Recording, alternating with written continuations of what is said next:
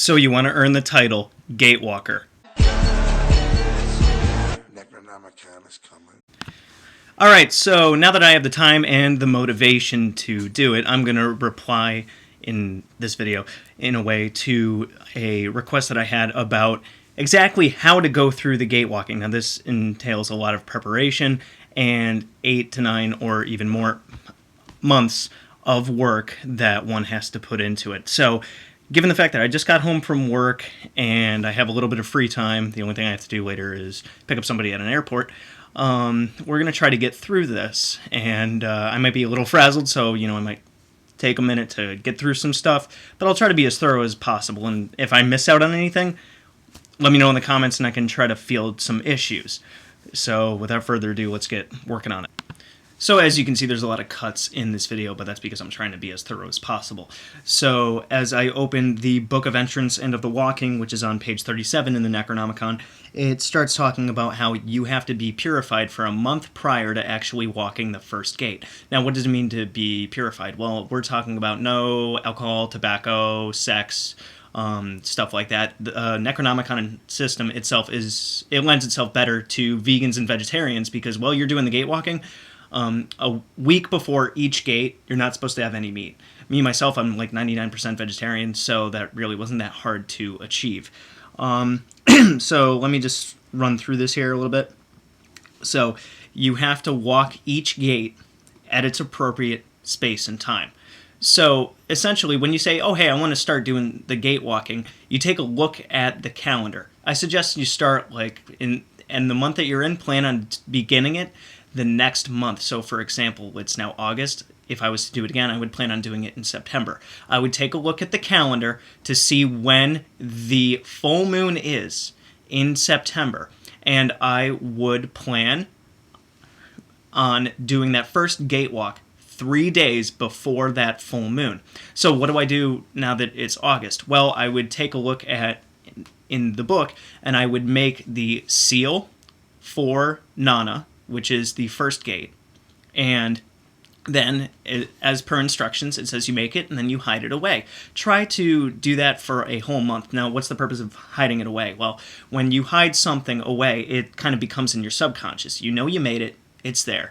All of our magical energy is located in our subconscious, so when you put it away, you're subconsciously thinking about it. You're not really supposed to consciously think about it, because that actually drains energy. So it's put away. Subconsciously, you know you're going to have to do it, so it's slowly building in power. Then, a week before the gate walk, now remember, the gate walk is 3 days before a full moon. A week prior to that, you do not eat any meat. And this also goes along with not having any sex, not having any alcohol, tobacco, other drugs. So, you make the seal, you wait a while, then it's the week before the gate walk. Now you're not having any drugs, not having any sex, not having any meat. Then 3 days before the gate walk, you invoke the supreme male energy, or you could call it the god, in the morning, and then the goddess at night.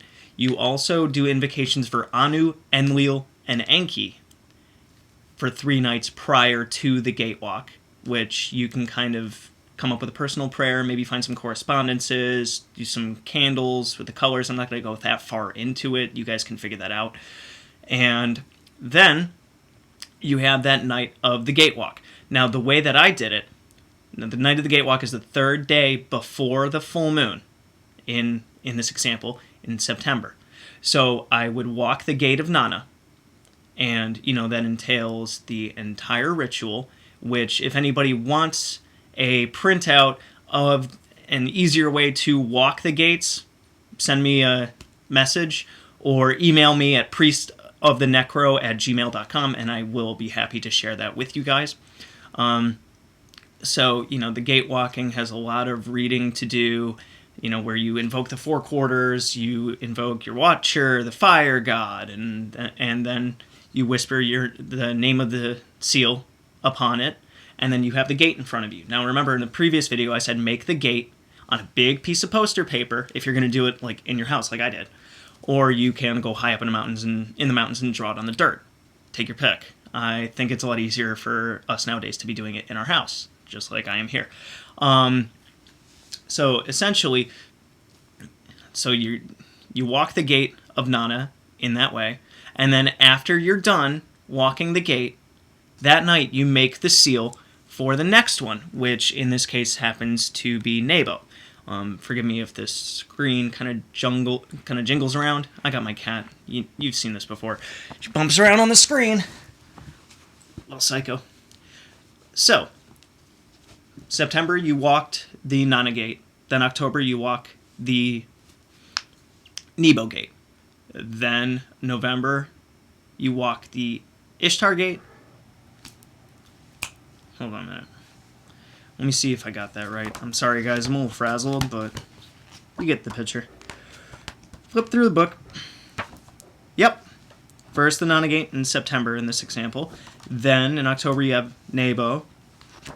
Then November you would have Inanna. Now remember, all of these gates are the third day before the full moon, having stayed purified with no meat for that week prior, with invoking Anu, Enlil, and Enki the 3 nights before, and the god and goddess those 3 days before at sun and sunset, respectively. So, as you go through those, every month following the same pattern, or if you feel like you want to spend more time in each of those months, or in each of those gates, then you can postpone it. But the new gate that you do has to be 3 days before a full moon, right?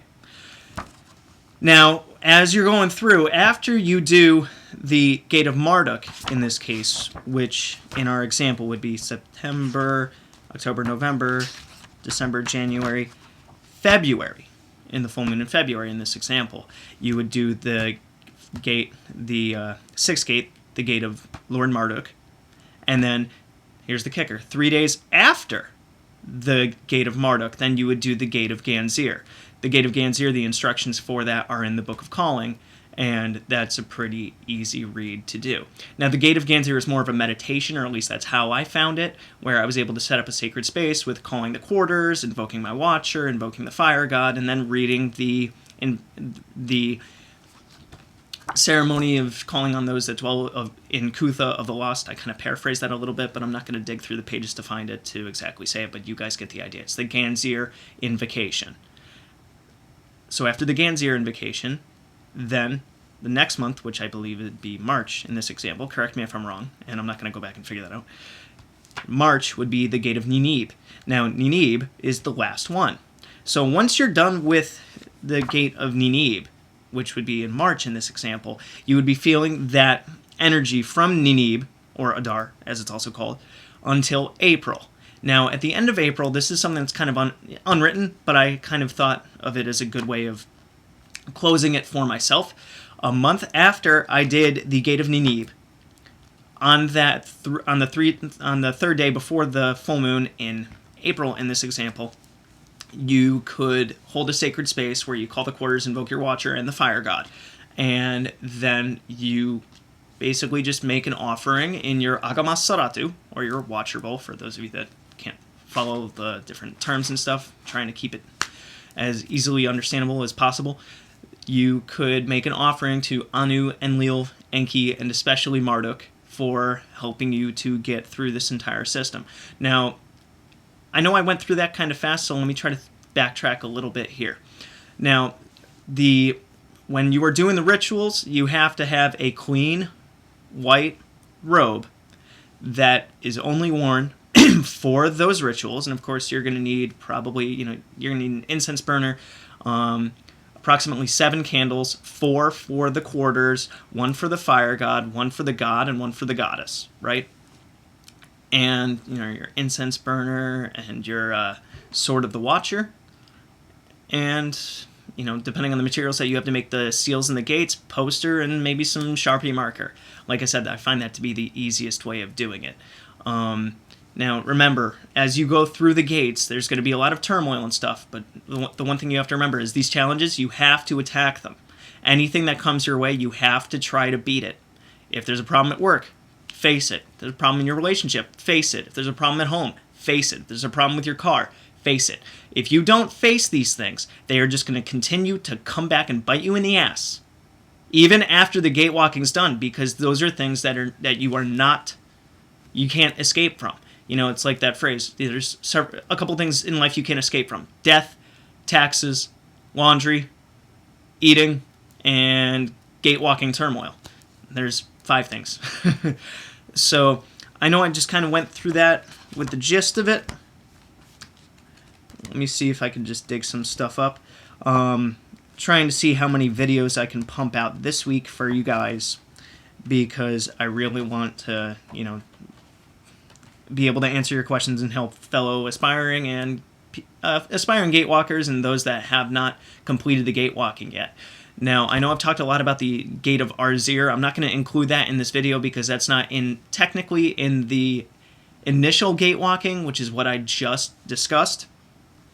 So just remember that when you do the gatewalk, really review the Book of Calling for the invocations for the quarters. Really review the invocation of the Fire God, because he's going to protect your ass during this entire process.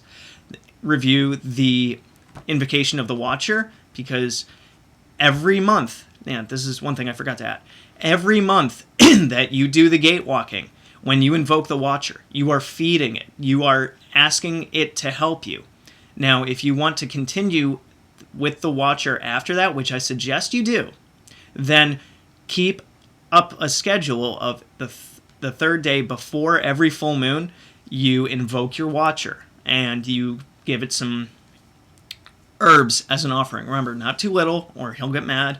Not too great, or he'll become too powerful. That's what the book says. Just go with your intuition and how much offering of incense or, bread and honey that you want to give. Now remember, pine, sandalwood, or cedar, or the one that I like to throw in there is, of course, olearbos or stinging nettle. Now, when it comes to making the materials for the gatewalking, you can check my previous videos on that. And anybody has any other questions when it comes to going through the gatewalking with creating a schedule, I can help you guys out with that if you like. So feel free to shoot me an email or drop a comment, priestthenecro@gmail.com, and I'm going to see how many other videos I can pump out in the next 4 days or so when I'm hanging around the house here by myself because my fiance's on vacation. So, like always, guys, good hunting.